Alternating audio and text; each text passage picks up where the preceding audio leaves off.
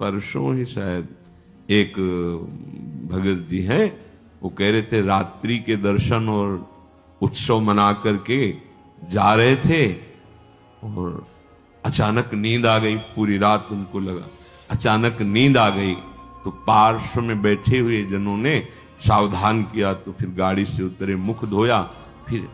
फिर ऐसा हुआ कि 15-20 मिनट सत्य कहते हैं, वो कह रहे थे हम धाम में खड़े, एक शब्द भी झूठ नहीं बोल रहे, मुझे होश ही नहीं रहा और मेरी गाड़ी कैसे चलती रही।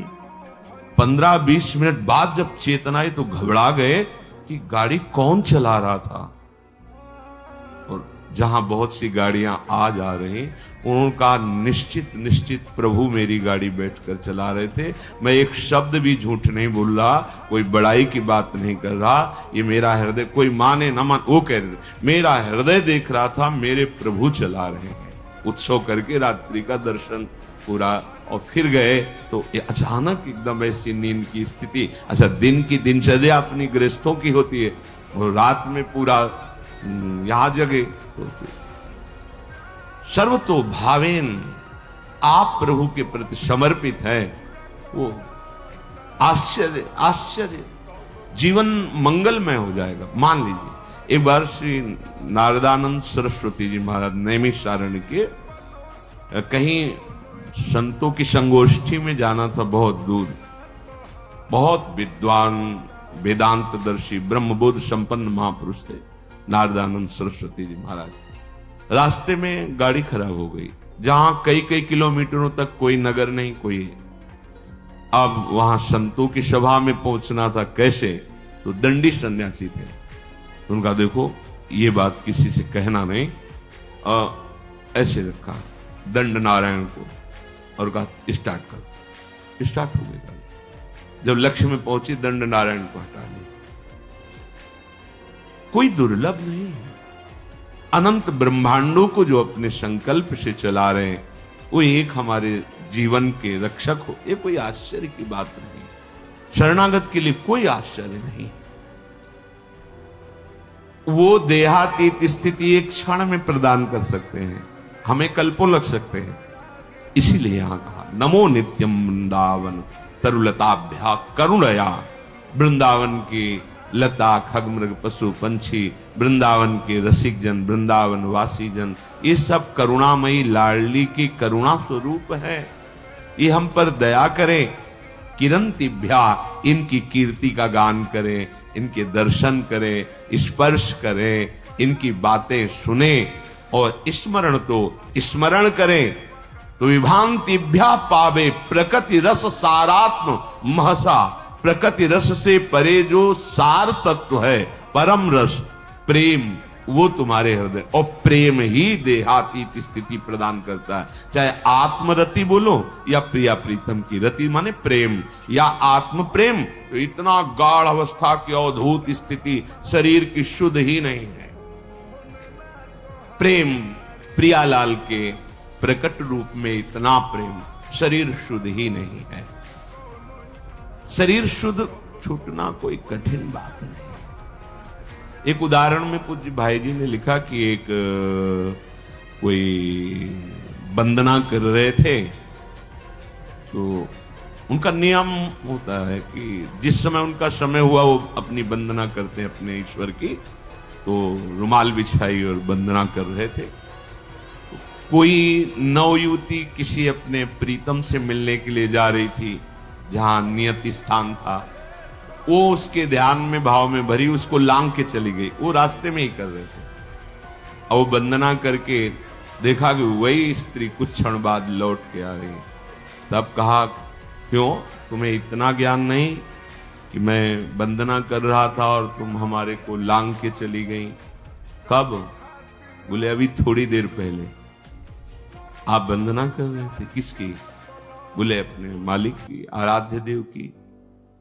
हम तो एक नाशवान शरीर के राग में थी, तो इतने बड़े तुम हमें नहीं दिखाई दिए, लांग के चली गई। और तुम अनंत ब्रह्मांडों के मालिक की वंदना कर, तुम्हें पता चला कि मैं तुम्हें नांग के चली गई। क्या वंदना कर रहे थे तुम? हम तो एक नाशवान शरीर में आसक्त थी, उससे मिलने गई थी, तो तेरी शुद्ध नहीं रही, तेरे को नांग के चली गई, मुझे पता नहीं। लेकिन तू परम आराध्य देव की, परम प्रभु की आराधना कर रहा, तुझे पता चला मैं नांग के चली। कहां तेरी एकाग्रता थी, कहां तेरे को प्रेम है? ये बात देह शुद्ध भूलना कोई बड़ी बात नहीं, बड़ी बात है तन्मय हो जाना। हमारा राग एक जगह एकत्रित हो जाए, गलत जगह एकत्रित होगा, विनाशी जगह में एकत्रित होगा, तो परिणाम में गलत और विनाशी हाथ लगेगा। इसीलिए इस अमूल्य प्रेम को प्रभु के नाम रूप लीला धाम में समर्पित करना चाहिए। ये महिमा धाम की कृपा से प्रकट होती है। देहातीत अवस्था देखा गया है महापुरुषों के जीवन में। श्री भोलानाथ जी महाराज बहुत ही पढ़े लिखे, लौकिक विद्या के भी पारंगत विद्वान, मन में श्री प्रिया प्रीतम राधा कृष्ण के प्रति आकर्षण, जब सर्वस्व छोड़कर वृंदावन आए। देखो, निश्चय में बड़ी सामर्थ्य होती है। वृंदावन आकर उन्होंने निश्चय किया कि मेरे जीवन का लक्ष्य अब है श्यामा श्याम की प्राप्ति। बहुत धैर्यपूर्वक निश्चय करना चाहिए। उपासकों से जब एकांतिक वार्ता होती है किसी किसी उपासक से, तो जब वो प्राकृतिक आकर्षण में दुखी दिखाई देता है, तब लगता है कि कृपा के प्रवाह में परमार्थ में तो आ गया है, पर इसका निश्चय नहीं है। क्योंकि निश्चय ना होने के कारण भोगाकर्षण में वो जलता है और चाह करता है भोगों की। तब उसको लगता है कि ये लोग बड़े भाग्यवान हैं जिनके पास जिन भोगों की मैं चाह कर रहा हूं उन भोगों को भोग रहे हैं। ये बड़ी ही निंदनीय बात हृदय में बैठती है। बड़ा जीवन जलनमय हो जाता है, क्योंकि परमार्थ का निश्चय नहीं, पथिक परमार्थ का, और भोगों के प्रति महत्व बुद्धि, सुख बुद्धि। इस स्थिति के साधक को चाहिए धैर्य पूर्वक सत्संग सुनकर विवेक के द्वारा ये निश्चय करे कि मेरा सौभाग्य कितना बड़ा, हमें धाम मिला, ना जानते हुए ना चाहते हुए परम मार्ग मिला। बिल्कुल कहीं ऐसी कोई साधना नहीं, पर प्रिया प्रीतम के प्रेम मार्ग के पथिक कहलाने का सौभाग्य मिला। संसार के प्रपंचों में महान क्लेशों में पिसते हैं जीव, प्रभु ने निकाल दिया। कोई जिम्मेवारी नहीं, एक ही जिम्मेवारी है, अपनी श्वासों को प्रभु के चरणों में अर्पित कर दो। समस्त प्रपंचों से रहित परम स्वतंत्र जीवन भगवत मार्ग का। पर आप समझ नहीं पा रहे। आपको लगता है कि इन भोगों को भोगने वाले बड़े भाग्यवान हैं, बड़े सुखी हैं। यही हमारी दुर्दशा है। हम अपने मार्ग को ना जानने के कारण भ्रमात्मक भोगों में सुख मानकर जलते रहते हैं। ऐसे साधक को जब माया अपना आकर्षण पैदा करती है तो फिसलने में देर नहीं लगती। इसलिए श्रीपाद, पहले आप निश्चय करो। वृंदावन आपको मिला, सत्संग मिला, तो निश्चय में कमजोरी क्यों है? ये आशा की फांसी क्यों बनाए हुए हैं कि अभी तो नहीं पर कभी?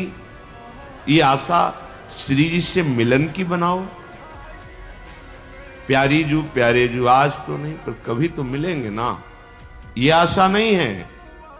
आशा इस बात की है कि आज तो नहीं पर कभी अवसर लग जाए तो ये भोग मिल जाएंगे। अंदर देख लो, ये अंदर की बात है। आशा ही परमम दुखम नैराश्यम परमम सुखम। इसे समझ नहीं पा रहे आप। दुख के लिए आप खुद रास्ता अंदर रखे हुए हैं, जगह रखे हुए हैं, आशा, भोगों की आशा।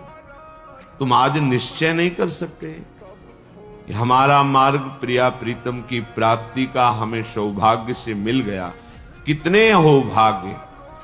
जहां श्रीपाद कह रहे हैं पुनंति ब्रह्म रुद्रादीन एशाम चरण रेणवः सर्वभावेन में सेव्य अस्ते वृंदावन वासिनः। भगवान रुद्र, शंकर, ब्रह्मा आदीन और भी बड़े बड़े महापुरुष एशाम चरण, हम जैसे अज्ञानी को, अनाधिकारी को, जहां भोगों की चाह है, ऐसी चाह ही नहीं है, वहां मुझे श्रीधाम वृंदावन वास मिला, रज सेवन करने का सौभाग्य मिला। हम प्यारी जू के हैं ऐसी ठसक से कहने का सौभाग्य मिला। फिर हमारे निश्चय में क्यों कमी? हमारा निश्चय दृढ़ होना चाहिए। भोलानाथ जी ने निश्चय किया कि बस अब प्रिया प्रीतम की प्राप्ति करनी। निश्चय में बड़ी जल्दी स्थिति आती है। ये जो हमारे अंदर भागवतिक आनंद का प्रादुर्भाव नहीं हो रहा, इसमें निश्चय की कमी है। नहीं चाहिए मुझे अब लोकांतर के भोग, पदवी, यश, प्रतिष्ठा। अब मुझे प्रिया प्रीतम चाहिए। अब छक के भजन करना है, रात दिन भजन करना। ऐसा निश्चय करो। देखो इस निश्चय में कितनी